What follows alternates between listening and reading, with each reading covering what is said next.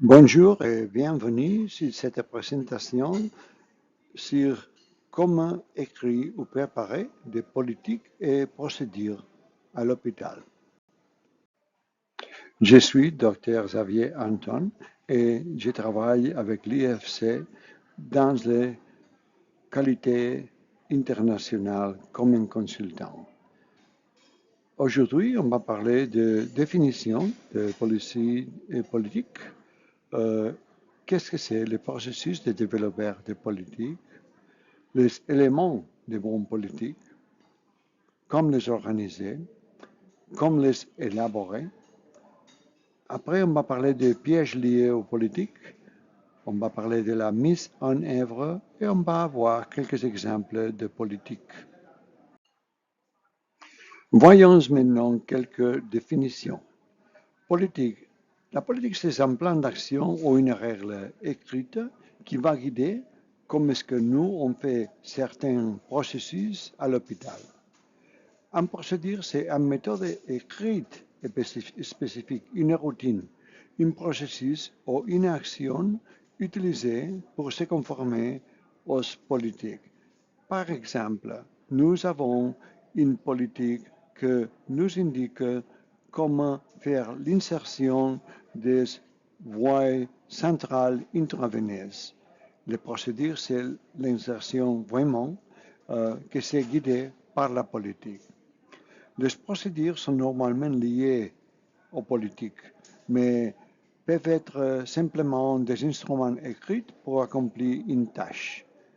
Les politiques et les procédures prescrivent le fonctionnement des processus clés, sont des règles et modalités des services de santé et sont une partie intégrante de tous les processus qui déterminent le travail dans une organisation. Pour commencer, ici vous avez les processus que c'est suggéré pour l'élaboration des politiques et procédures. Il faut commencer pour vous assurer que toutes les politiques et procédures associées à la politique que vous allez faire sont disponibles et à jour. La seconde question, c'est est-ce que vous avez une politique des politiques? La politique des politiques, c'est un document qui nous indique qu'est-ce que c'est le contenu et les formats de toutes les policies. On va parler un petit peu de ça, parce que tous les documents dans un hôpital doivent avoir un degré d'uniformité. De cette façon, tous les politiques doivent suivre un format, les, disons, consentiments éclairés doivent suivre un format et les procédures doivent suivre un format. Alors, tout ce que nous allons écrire doit conformer les directions de la politique des politiques. Compilez une liste de toutes les politiques et procédures que vous avez pour vous assurer que vous n'avez pas de redondance, de répétition de quelques processus que vous allez initier avec la nouvelle politique. Révisez votre politique et procédure pour vous assurer que vous avez toutes les choses qu'on a besoin préparées. Éduquez votre personnel sur vos nouvelles politiques et pour s'ils croient que doit avoir quelques éléments et quelques suggestions pour la nouvelle politique. Si vous avez une majeure participation du personnel, vous aurez des meilleures politiques. Créer, affiner ou bien tester un système de gestion documentaire. Parce que quand vous commencez à écrire des politiques, vous finirez avec un grand numéro de politiques. Les questions que vous devez poser avant d'écrire une politique, la question clé, c'est vraiment, c'est cette politique que vous allez écrire vraiment absolument nécessaire? Cette politique, est-ce qu'elle va réfléchir ce que nous faisons en pratique? Cette politique va être facile à comprendre. Toujours, nous, on voit beaucoup de politiques qui sont très, très extensive, beaucoup de pages, et il n'y aura personne qui va lire tout ça. Alors, une politique doit être concise.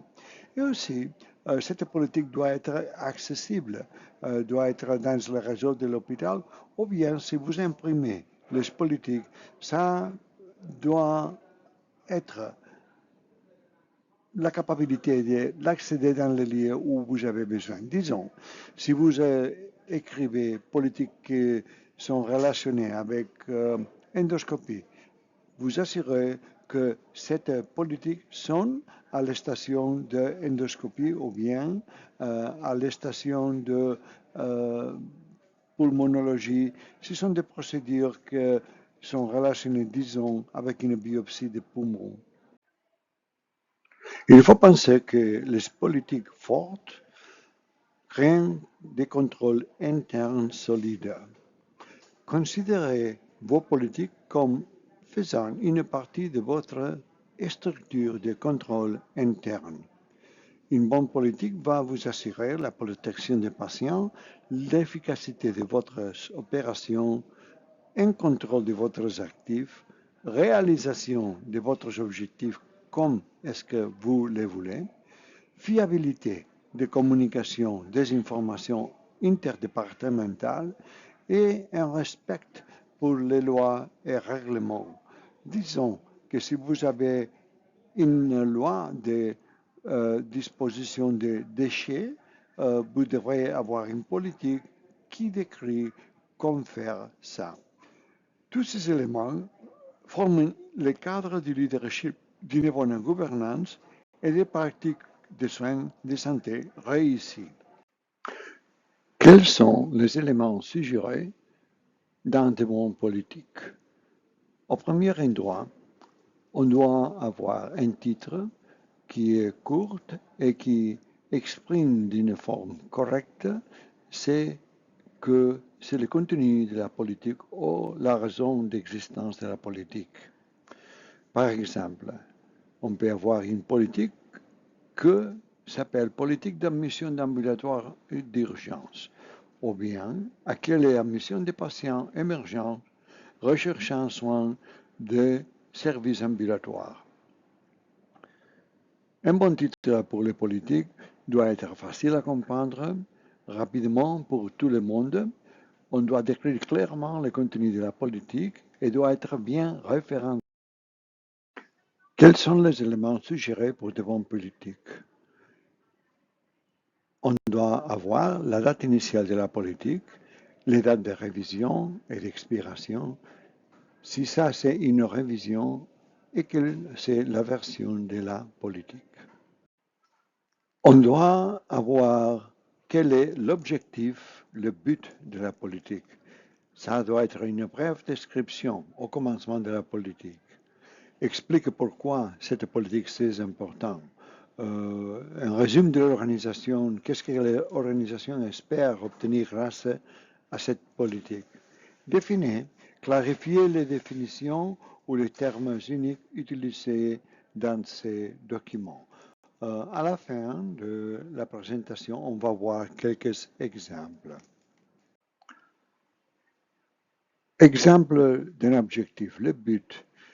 Dans ces politiques, on va guider le personnel infirmier dans l'élimination sécuritaire des objets tranchants pour réduire l'incidence de blessures par piqûre d'un œil, maintenir des espaces de travail sécuritaires pour tout le personnel, prévenir des maladies et des infections à conséquence d'une manipulation dangereuse et prévenir les blessures des patients et des visiteurs.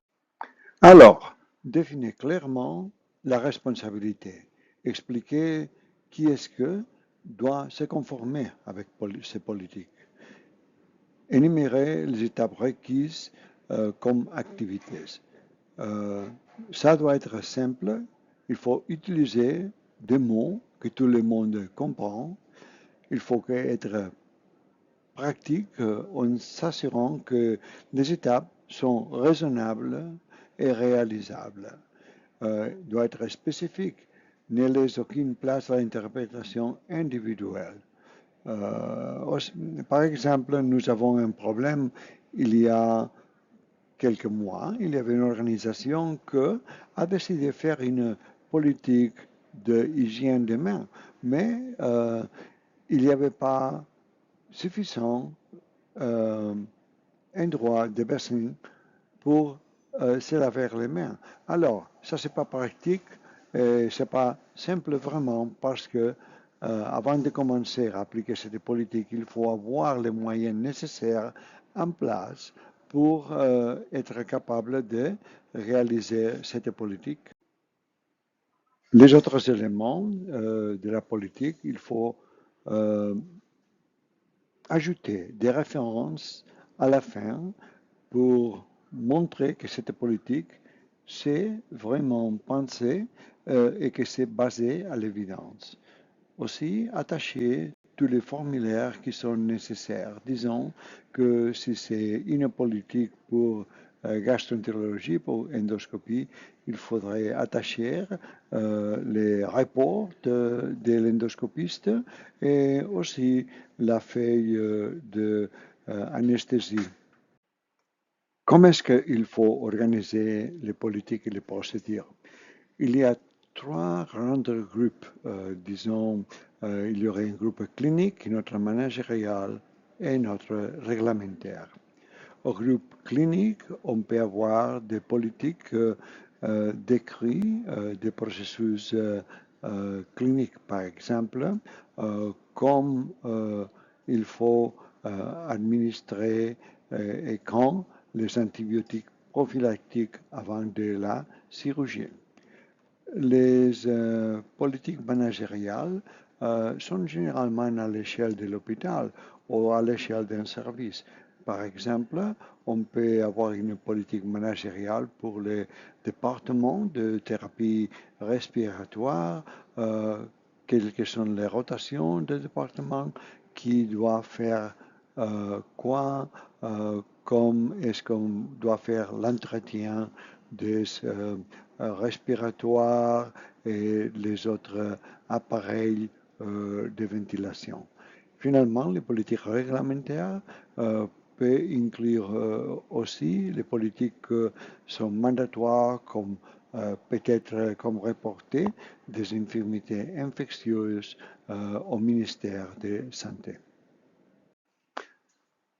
Pour bien organiser les politiques et les procédures, vous devez avoir une copie en papier, peut-être dans l'endroit où ça se va utiliser. Par exemple, à la salle d'opération, vous avez une politique de faire les noms checks et les checks de privilèges du chirurgien qui va faire une opération. Alors, on peut avoir une liste de privilèges des médecins, de tous les médecins de l'hôpital qui font la chirurgie, doit être organisé pour un accès facile. Ça doit être organisé avec un ordre alphabétique pour bien sur la fonction du sujet et les gens doivent être entraînés à comment accéder à cette policy. Doit être indexé et référencié de plusieurs manières pour un accès facile. Disons, on peut être indexé pour les titres, les sujets ou bien un numéro de politique. Le système doit être consistant et ne doit pas se changer fréquemment parce que de cette façon, on va s'assurer que si on change fréquemment, que les gens vont oublier comment accéder aux politiques de l'hôpital. Pour élaborer une politique, on a deux options. Une d'elles, c'est la manière facile et l'autre, c'est à la dire, disons. La manière facile, c'est de trouver une politique de notre hôpital, remplacer le nom de votre organisation et voilà, vous avez une politique. À la dire, il faut développer votre propre politique et réviser la politique en fonction des performances réelles. Bon, la méthode facile a un problème. Et le problème, c'est que euh, aucune organisation fonctionne exactement comme la vôtre. Copier depuis une autre organisation, c'est un moyen simple d'amener votre personnel et ignorer votre politique. Au maximum, au minimum, bien, il faut d'avoir la politique, mais l'adapter totalement à votre organisation, pas faire seulement copier et coller. Si vous développez votre propre politique, on va vous donner l'occasion d'examiner réellement la précision, l'efficacité et l'impact sur le personnel et les patients.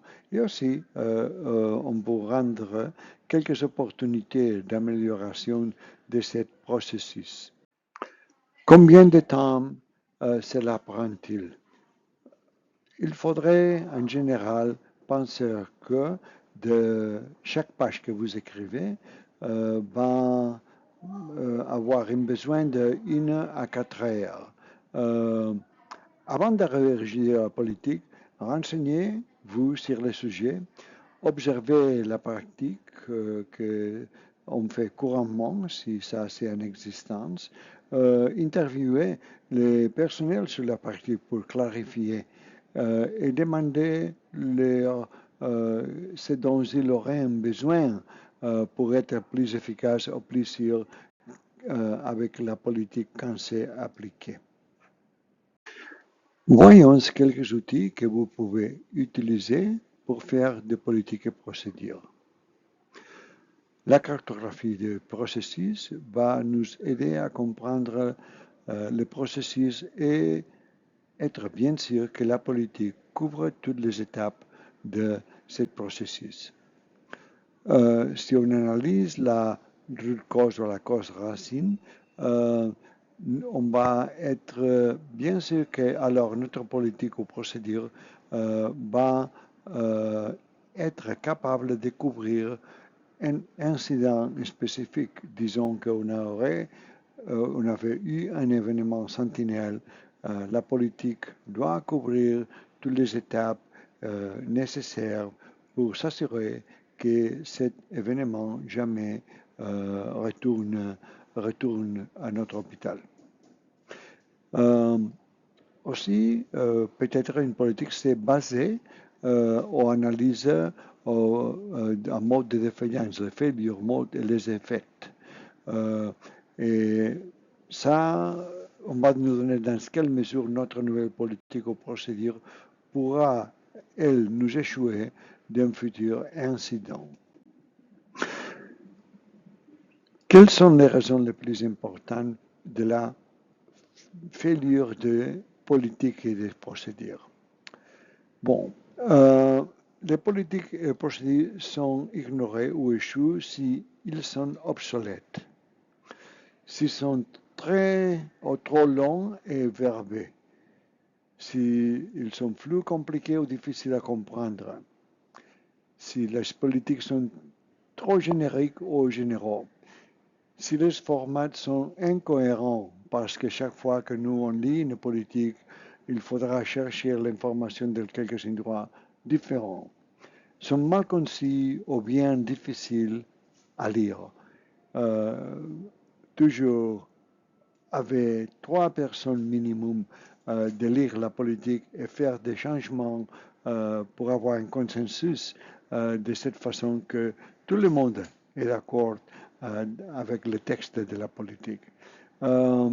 Si les politiques sont difficiles à trouver, de difficile accès, alors ça va être un échec normalement parce que les gens n'iront pas utiliser cette politique. Mise en œuvre de cette politique. Prenez attention à ce que je veux dire. 10% du temps va être développer la politique. 90% du temps va être passé à mettre en œuvre la politique. Plus, si la politique est bonne, sa mise en œuvre sera plus facile. Une nouvelle politique, normalement, nécessite un changement de la pratique. Prévoyez avec suffisamment de temps pour l'éducation de tout le personnel qui doit suivre cette policy. Quand on met en œuvre les politiques et les procédures, c'est la partie la plus difficile parce que normalement, il faudra rediriger comment est-ce qu'un processus se fait à l'hôpital. La planification de la mise en œuvre. Vous avez ici quelques questions clés auxquelles répondre lors de la création de votre plan de mise en œuvre. Qui concevra et présentera la formation du personnel? Comment et quand se déroulera la formation? Au commencement de la journée, à la fin de la journée, peut-être dans les fins de semaine? Dans quels forums on va parler de cette policy, de cette politique? Dans l'orientation à l'hôpital, dans une journée annuelle de formation, une journée de formation trimestrielle, à la réunion semanale de le département. Comment les informations sur la formation seront-elles communiquées au personnel? Qui va contrôler ça? Quel est-ce que c'est le processus de coaching sur site? Il ne faut pas seulement donner les papiers de la politique, lisez et c'est ce qu'on va faire. Ça ne va pas marcher. Et qui surveillera le respect de cette politique? À quelle fréquence? Et il faut signaler à qui? L'essentiel de cette politique. La plupart des organisations consacrent beaucoup de temps à concentrer à ce qu'elles souhaitent que leur politique fasse et très peu de temps sur la manière de l'exprimer. La politique, si elle est courte, directe et claire, on va la lire, on va la suivre et si c'est clair, va être compris. Par exemple, ici, nous avons quelques politiques. Ici, vous savez que ça, c'est un centre médical, il y a un titre, il y a la date de la dernière révision, le numéro, la prochaine révision, date d'entrée en vigence, qu'est-ce que c'est le problème, qu'est-ce que c'est l'objectif, et après une description de qu'est-ce que sont les exigences en matière de cette politique. Un autre exemple, plus simple peut-être, nous avons ici le titre, le numéro, la date de révision, la date d'entrée en vigueur. Et ça, c'est un document que vous pouvez nous demander et vous, on va envoyer le format par email. Des autres façons, on peut faire avec des checkboxes qu'on indique qu'est-ce que c'est la personne qui signe la politique et comment est-ce que ça va passer au conseil d'administration. Merci pour toute votre attention. Si vous avez des questions, vous pouvez m'écrire à mon email qui est indiqué là.